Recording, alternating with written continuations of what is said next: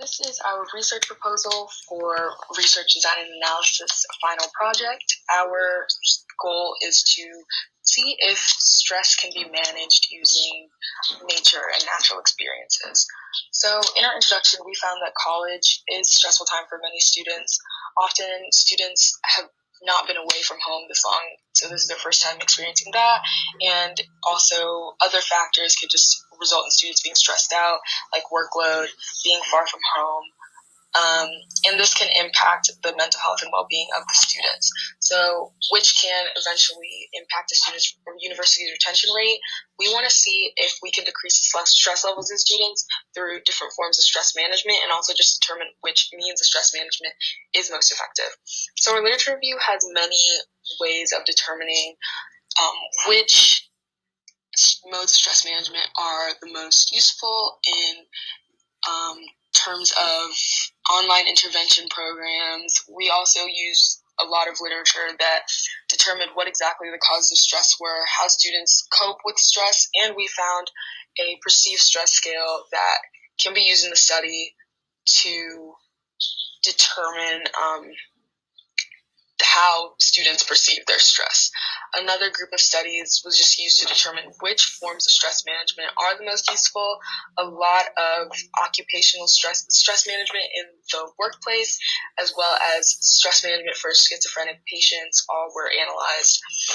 Another group of studies was used to determine the coping methods that could be used. A lot of them used cognitive behavioral therapy, as well as physical activity, in determining how high their perceived stress levels in college students were after doing physical activity, as well as determining well-being after interacting with nature. So our research question is, does weekly exposure to the outdoors or stress management courses lower stress levels in college students?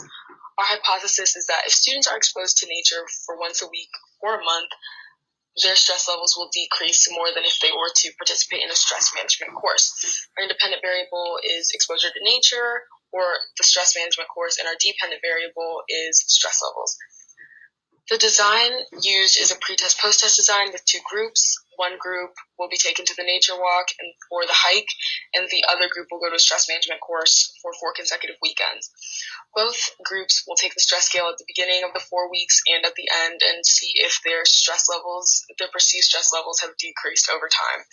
This design is appropriate because it allows to eliminate the control group. If we had a control group and didn't give them any sort of treatment for their stress, we felt that that wouldn't be fair. So using the pretest as our control group is the most appropriate. So our participants are going to be college students, undergraduate college students, with 20 participants in each group. So we're going to have 40 participants total. We determined that this would be the best in terms of transport, taking students from point A to point B, in terms of just teaching classes, etc. Participants are going to be undergraduate students of any classification.